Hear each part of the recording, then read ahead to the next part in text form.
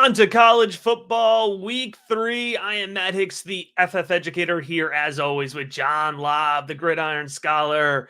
And we are back with another 5 waiver picks for you this week to help you continue on in those college fantasy football championship pursuits.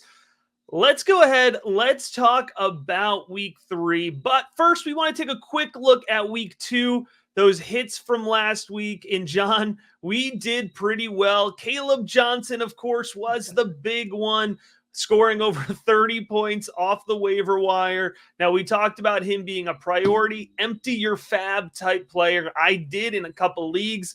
I'm very happy that I listened to my own advice. Matt, I played 2 leagues, 3 with Matt, and he emptied the bullet on that. And I was very happy to do so there. So that was the big one off our waiver wire episode. But folks, if you are not with us over at patreon.com/rookiebigboard, you would have missed out on 3 great sleeper picks as well. Those are from John's weekly articles over on the website. He correctly identified Henry Parrish, Magdalena, and a nice outing from Cam Porter as well. Really great shout out in the Rookie Big Board Discord from Garrett, who points out that he read the article, he picked up Parrish and Porter, and in our Rookie Big Board CFF Showdown League, it's a doubleheader league, so you got 2 matchups, and those 2 guys, John, it didn't get them 1 wing, it got them 2. So let's go ahead and let's give folks some wins this week, starting with your player from Michigan. Hey, I didn't want to lead with him, and I was reluctant because people know I'm a Michigan fan. But it becomes evident if you've been watching Michigan early. Khil Mullins is the better between the tackles grinder. Yes, Donovan Edwards might have the more home run ability. He might be better in the passing game and out on the edges. But if you saw Mullins this week against Arkansas State, he pounded it between the tackles. And that's ultimately what Michigan wants to do. It will be a running back by committee. I do not think he ends up as Blake Corum. Part of it is Corum was a much better receiver, so you had a higher ceiling. But Mullins at 6'2", 233 pounds, Matt, he's going to be the goal line guy. And what impressed me, he had 3 runs over 30 yards. Now, a little bit is the Michigan offensive line just blew away Arkansas State. But they're going to continue this type of football. And Matt, I'm really looking forward to this game against USC. Michigan must dominate time of possessions. And how do you do that, Matt? You pound the big guy. I like Khil Mullins this week. Yeah, Khil Mullins, a great pick, rostered in just 15% of leagues. And before we move on to the next player, I think it's important, after the first couple weeks of the college fantasy football season, you do have to adjust your mindset a little bit when you're picking over the waiver wire, right? The first couple weeks, you can really nab some locked in weekly starters. You don't even have to think about it in your lineup.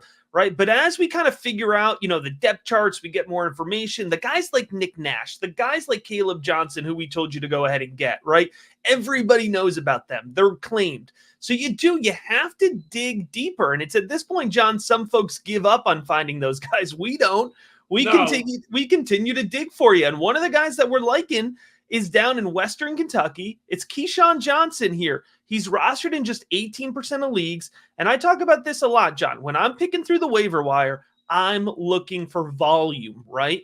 And with Johnson, I'm seeing really good volume. And I think he's being overlooked because if you sort fantasy points per game, which is a good strategy, you're going to see Johnson's a little bit lower than some of the other options that are going to be available in your leagues. But it's because that week 1 game against Alabama. I'm not going to knock any Western Kentucky Hilltopper for not being able to put up against Alabama. But the last 2 weeks against the type of competition he's going to face the rest of the season, he's got 17 targets, and he's caught 14 of those. He's going to keep getting the ball, man. 248 receiving yards and 2 touchdowns. I like Johnson a lot. He's an FCS transfer. Last year at Alcorn State, he had 61 receptions for 829 yards, and it's clear that the Hilltoppers want him to be a big part of this offense.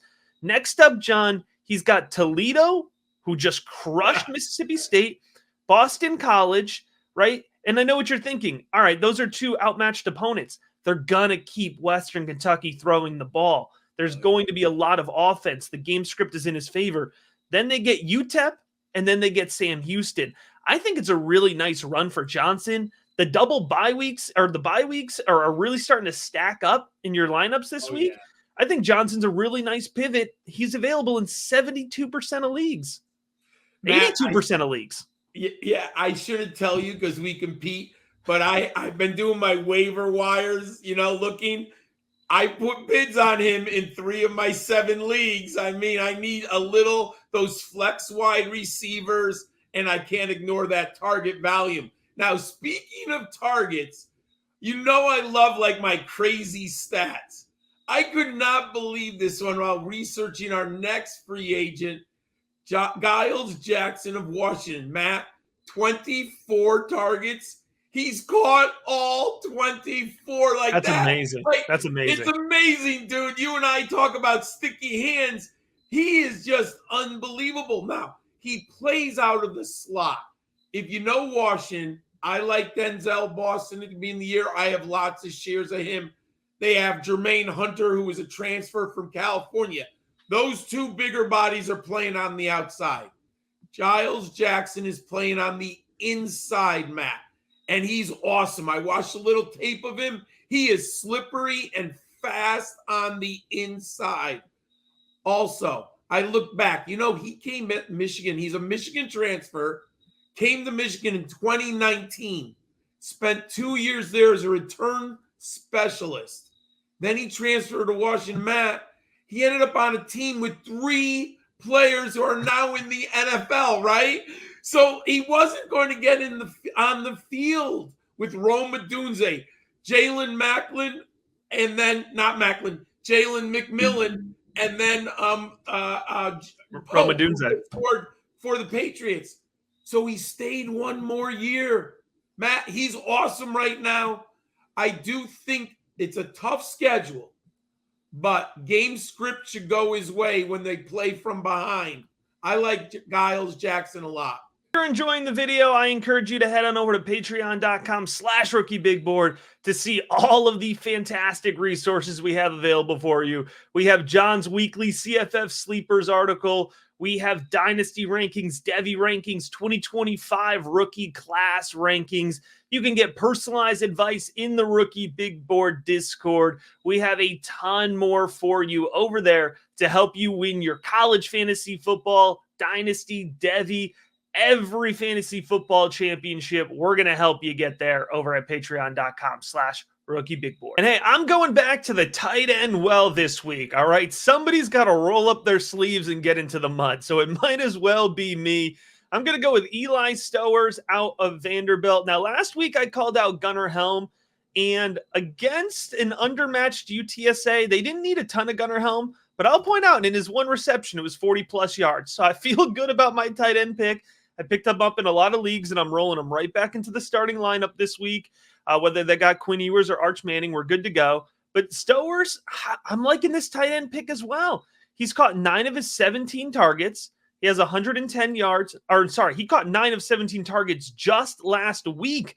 That stat line is so ridiculous, I thought I was misreading my own notes. 17 targets just last week, John.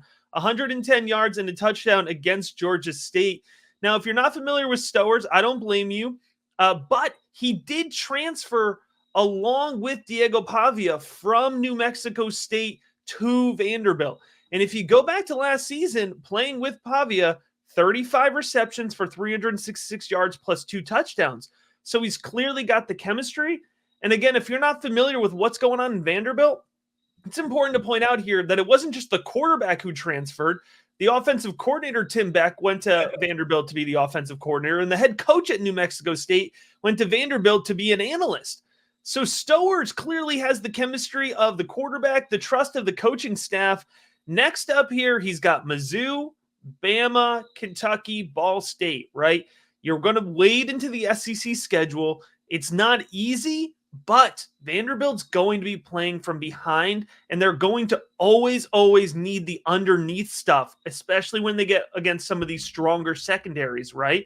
Diego Pavia is going to be relying on the underneath game. I think Stowers is going to be a key part of that. So if you're looking for volume from the tight end position moving forward, even against tough opponents, I would go with Stowers, rostered in just 6% of leagues. And I think he is a less than 5% of your fab budget type guy, right? You could zero bid him and you'll probably get him in a couple spots. I completely agree with you. And I've been lucky, Matt lets me have the quarterbacks. And once again, I could not believe what I am seeing at Oklahoma State. Has anyone seen Ollie Gordon the past 2 weeks? No, John, have you seen him? Because he's sure not showing up in my lineups. I would like to have a bat phone to Coach Gundy and be like, can you please give the ball? But paradoxically, by taking the ball out of Ollie Gordon's hands, they put it into Alan Bowman's. I'm not sure if that's the greatest long-term strategy. We'll just leave it at that. But some of my best ball shares I have of Alan Bowman are very happy because you don't have to make the decision to start him right now. Matt, he just threw it all over the ballpark against Tulsa. 5 touchdowns. He had 396 yards. Matt, back-to-back games with over 300 yards. He's completing over 70% of his passes for the season. He's playing actually 67. One game he had, so 67% of his passes, twice over 70. If you're going to give me that much volume, they have 3 great wide receivers. I don't know why they're taking the ball out of Ollie Gordon's hands, but as long as they're doing that and we have a Big 12 schedule, there's going to be potential shootouts. Go get Alan Bowman, everyone. Yeah, we're going to go get those week 3 wins. If you want help setting those starting lineups, trade questions, other waiver wire questions for this week, just like the last couple weeks, drop them in the comments. We love to answer that. We want to help you win your fantasy football championships, whether it's the waiver wire, whether it's trades, anything we can do to help you out. We are all about it. And if you want that next level insight and advice, read John's weekly CFF Sleepers articles, see my dynasty rankings, my Devy rankings, all of that in personalized advice from the Rookie Big Board Discord is available over at patreon.com/rookiebigboard. Thanks for checking out this video.